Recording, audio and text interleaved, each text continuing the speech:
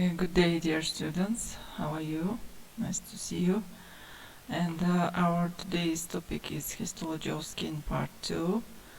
And today's learning objectives is skin derivatives, eccrine sweat glands, apocrine sweat glands, sebaceous glands, hair follicle, hair, nails, mammary glands, we will discuss in female reproductive system. And let's talk about skin glands.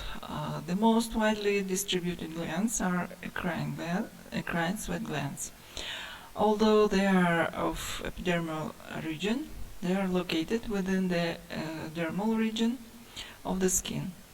Each structure is a composite of significantly coiled secretory units that are connected to the surface of the skin by long unbranched tubes. The tubes release the secretions via pores, which are rounded openings on the cutaneous surface. Here on the diagram you can see this is structure of skin.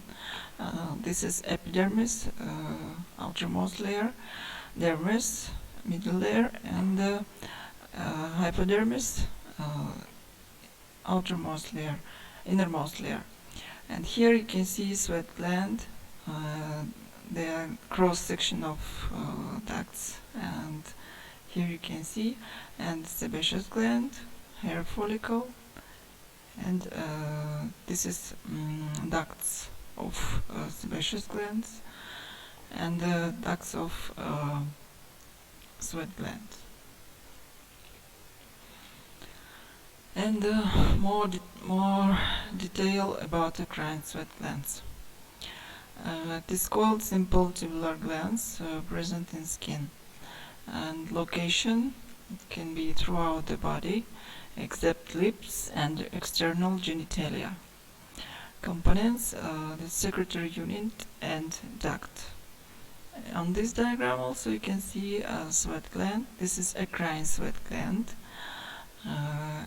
and this is duct. Here you can see. This is pores.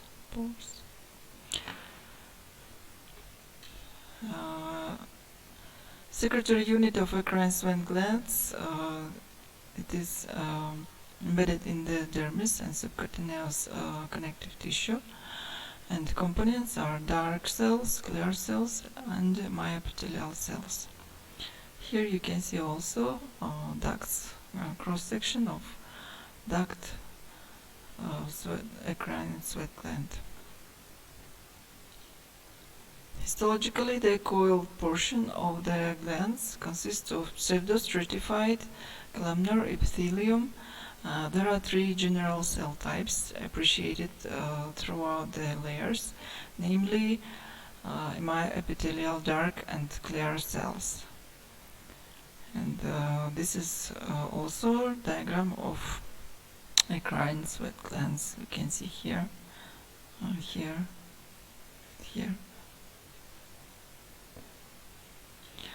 And let's talk about clear cells. Clear cells, the cells that contribute the most to the secretory content, are the clear cells. These pyramidal cells are situated such that the apices line the intracellular canaliculi, while the bases are in contact with either the myoepithelium or directly with the basement membrane. The resulting secretion is an odorless, clear, hypotonic, or relative to tissue fluid, electrolyte-rich fluid that participates in thermoregulatory homeostasis. And here on this diagram you can see clear cells, this green colored. This is duct of eccrine sweat gland, cross section. Here you can see, and this is clear cell, pyramidal shape. Okay. And next, dark cells. Dark cells line the lumen of the eccrine glands and contain many mucin-like protein secretory granules. Like the clear cells, dark cells are also pyramidal, but they lie closer to the lamen and contributing to the formation of its lining that the clear cells do. The duct of the gland has various histological portions based on the region of the skin that it is in. And here on this diagram you can see this is also cross-section of eccrine sweat glands tube, and here you can see the dark cells on the basement membrane or lamen basement membrane. And next, myoepithelial cells. Myoepithelial cells, also called basket cells, are spindle-shaped cells with cytoplasmic extensions that project towards and engulf the secretory components of the gland. The cytoplasm has a high number of myofilaments that supports the role of the cell, which is to expel the secretions from the acinar unit into the glandular lumen. And here you can see green colored, this is a myoepithelial cell, which is helping in contracting of this duct. Duct of eccrine sweat gland. This is narrow and lined by stratified cuboidal epithelial cells, which contain many keratin filaments and have a prominent terminal web, and function as the secreted material passes through the ducts. Its cells reabsorb some electrolytes and excrete other substances such as urea, lactic acid, ions, and certain drugs. And here on this diagram you can see cuboidal cells, epithelial cells, and this is also cross-section of eccrine sweat glands ducts.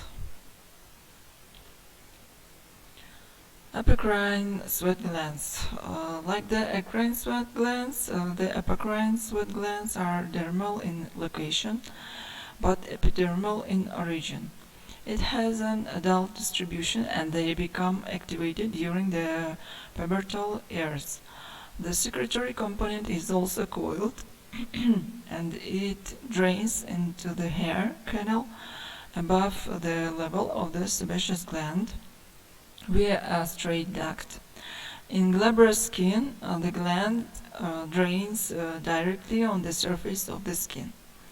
And on this diagram you can see here it is glomerulus of secretory tubule of apocrine gland, and this is excretory duct. It is opening on the in root canal of hair follicle. You can see here. And this is difference between eccrine glands, eccrine sweat gland, and apocrine sweat gland. Here you can see an eccrine sweat glands or excretory duct is opening on the surface of skin, epidermis, and through by sweat pores. And in apocrine glands, excretory duct is opening in the hair follicle. Apocrine sweat glands also, the coils of the glands at times form anastomosis, giving it a labyrinthine appearance. Within the coils, the apical aspect of the cuboidal epithelium extends into the lumen, while the base is abutted by a myepithelium in the basal lamina. How the cells produce their secretions is still ambiguous. However, holocrine, apocrine, and merocrine mechanisms have been theorized.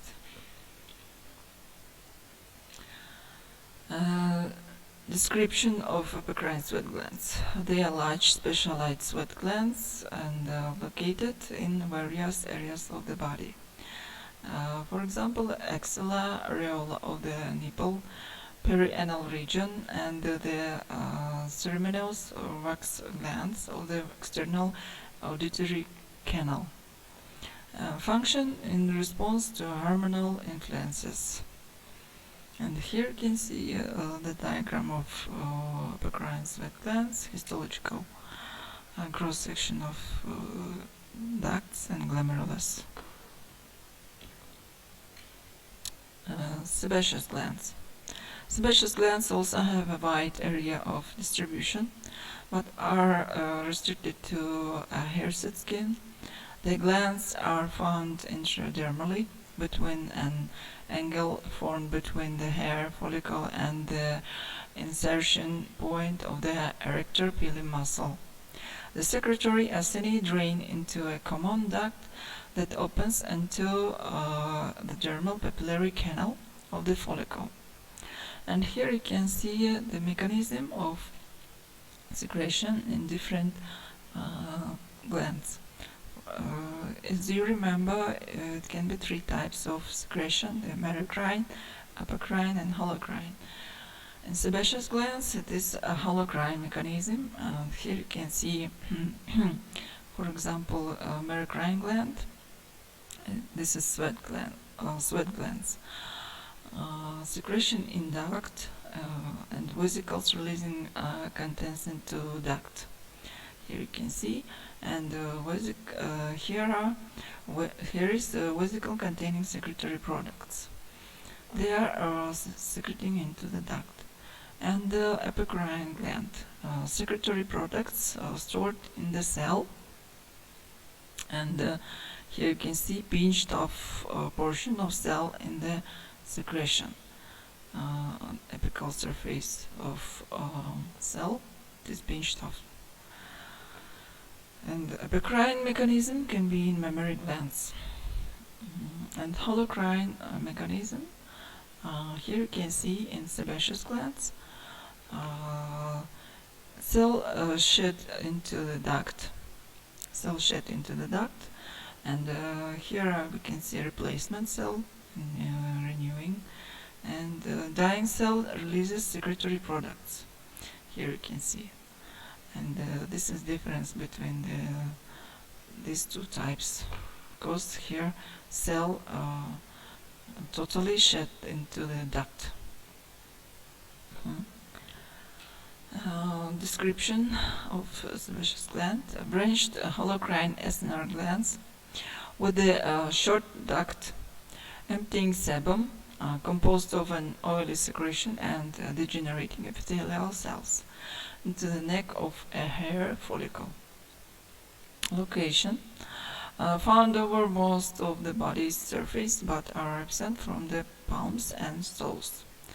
Most abundant on the face, forehead, and scalp. And here you can see histological structure, sebaceous gland. Here you can see.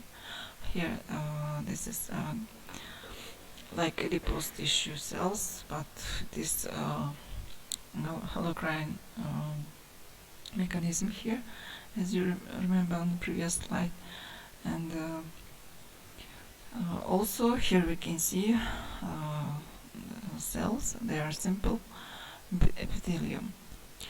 The sebaceous acini are encapsulated, reside on a basal lamina, and are perfused by an abundant capillary unit. Sebaceous are polygonal cells that form the simple epithelium within each acinus. Here you can see on this diagram, they are called sebaceous, simple epithelium.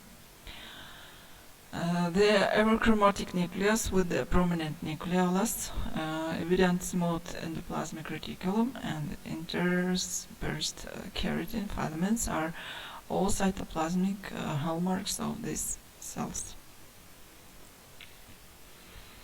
As the gland produces its secretion via holocrine mechanism, there is a highly mitotic stem cell line, whose daughter cells migrate centrally within the acinus, and the process takes about 21 days before mature cells begin to show features of apoptosis. and the breakdown. The ducts of the glands are lined by keratinized stratified squamous epithelium and open into the infundibulum of the follicle. The role of sebum, resulting in the secretion of the gland, is primarily protective in that it contracts colonization by ectoparasites, helps to seal the epidermis and coats the hair. And here we can see histological structure of sebaceous gland.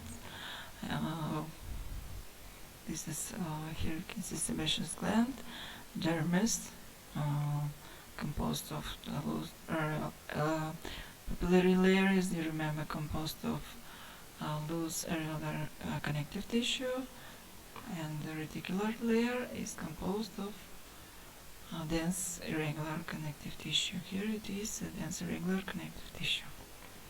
And here you can see Arrector pili, muscle tissue. As you remember, this is a lumen of hair follicle, lumen, sebaceous gland. And this is also hematoxylin and eosin stains.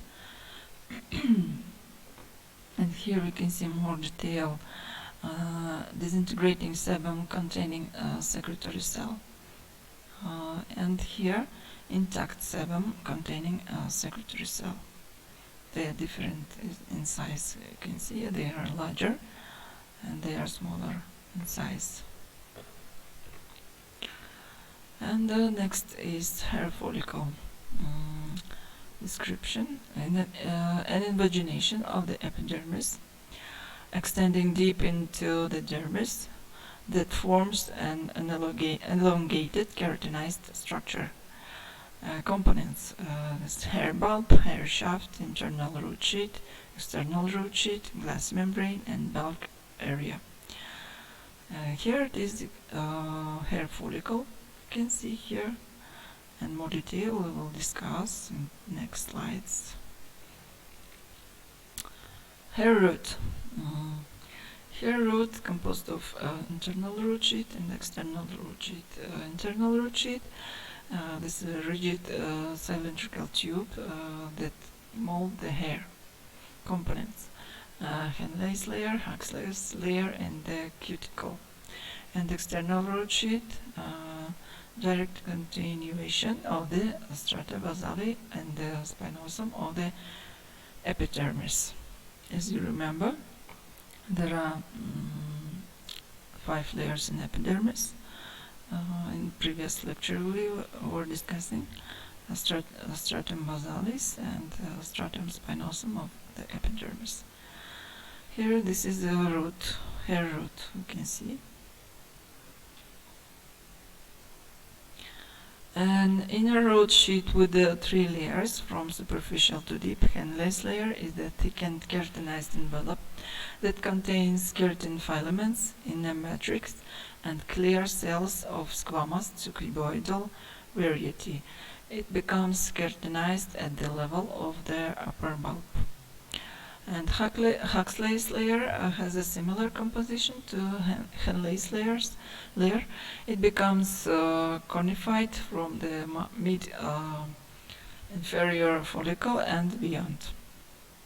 The flattened keratinized cells contain keratohyalin granules known as trihyalin granules. And cuticle of the inner root sheet becomes interlocked with the hair shaft during conification up to where the inner root sheet starts to fragment at above the isthmus at the level of the sebaceous duct opening. Note that prior to conification of Henle's and Huxley's layers of the inner root sheet, these structures contain dense, regular arrangements of keratohyalin. And here on this diagram you can see structure of normal hair follicle, and here it is dermal papilla and hair bulb, hair matrix, fibrous root sheet, outer root sheet, inner root sheet, medulla, cortex, cuticle, here it is, and here it is Arrector pili muscle, sebaceous gland, you can see here, and three parts infundibulum, and isthmus, and suprabulbar and bulb, four parts of here. Hair shaft. The hair shaft has three layers listed from superficial to deep. Cuticle on diagram. Here you can see green color. This is cuticle of the hair. Cuticle of the hair shaft is a layer of stratified keratinized squamous that encircles the cortex. And cortex is a multitude of elongated, densely packed squamous that surrounds the medulla. And the medulla is absent in hair shaft of fine hairs. And the description of hair shaft: long, slender filament that is located in the center of the follicle and extends above the surface of the epidermis. And components: inner medulla on diagram, you can see here, this is inner medulla, spongy keratin with the air spaces, and cortex contains condensed microfibrils, melanin, and outer cuticle of the hair, cuticle cells overlapping like roof tiles. Next is hair bulb description. Lower extended extremity of hair that fits like a cap over the hair. Dermal papilla at the bottom of the hair follicle. Deeply indented by a dermal papilla, which contains a capillary network and nerves necessary for sustaining the follicle. Here it is, you can see the hair bulb. Function. Epithelial cells covering the apex of the dermal papilla, then medulla of the hair, cells at the sides, cortex, cells at the margin, cuticle, dividing cells comparable to stratum basal of epidermis containing melanocytes, colored to the hair by passing melanin to the dividing cells. The peripheral cells of the hair bulb and internal and external root sheets. Here you can see the hair bulb. It gives nutrition to other components of hair follicle. And here you can see also few hair follicles. 1, 2, 3, 4, 5, 6, 7, 8, 9, 10, etc. And here it is clear. You can see here fully the structure of hair follicle. Infundibulum, root infundibulum. You can see here, and here it is hair follicle with the papilla, and hair bulb. And this is cross section of hair, and here we can see epithelial sheet, and this is cuticle, cortex, and medulla. And here it is dermis. Glassy membrane. This is non-cellular layer and represents a thickening of the basement membrane. It separates the hair follicle from the surrounding dermal sheet, connective tissue sheet. Here you can see the structure of hair follicle organization. Here you can see subcutaneous adipose tissue. And here it is hair papilla, a melanocyte, here matrix, cortex, and the medulla, and here it is glass membrane. Here you can see blue colored glass membrane. This is an external epithelial root sheet, internal epithelial root sheet, and connective tissue root sheet. And this is hair root, cuticle, cortex, cuticle, cortex, and medulla. Bulge area. Continuous part of outer root sheet that provides the insertion point for Arrector pili muscle and marks the bottom of the permanent portion of hair follicles, have cells, bulk cell, stem cells that are morphologically undifferentiated and slow cycling under the normal conditions. Function. Possess stem cell properties such as high proliferative capacity and multipotency to regenerate not only hair follicles but also sebaceous glands and epidermis. These cells are known as transit amplifying cells, TAC. Arrector pili muscle, smooth muscle attaching at oblique angle to the dermal sheet surrounding a hair follicle. It extends superficially to underlie sebaceous glands, passing through the reticular layer of the dermis and inserting into the papillary layer of the dermis. And here you can see histological structure of this muscle. Here it is, and enlarged diagram, green color. This is Arrector pili muscle, smooth muscle cells. Here you can see sebaceous glands also, and dermis. Function of Arrector pili muscle.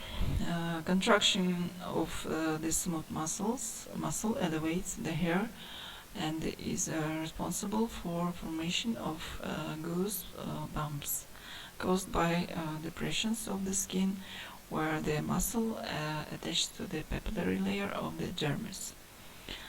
And here you can see also on this diagram, this is hair bulb, hair root, this is sebaceous gland and Arrector pili muscle. And this is hair shaft, and also cross section of hair. You can see here medulla, cortex, cuticle, internal root sheet, and the external epithelial root sheet, and the connective tissue root sheet. And this is also called follicle wall.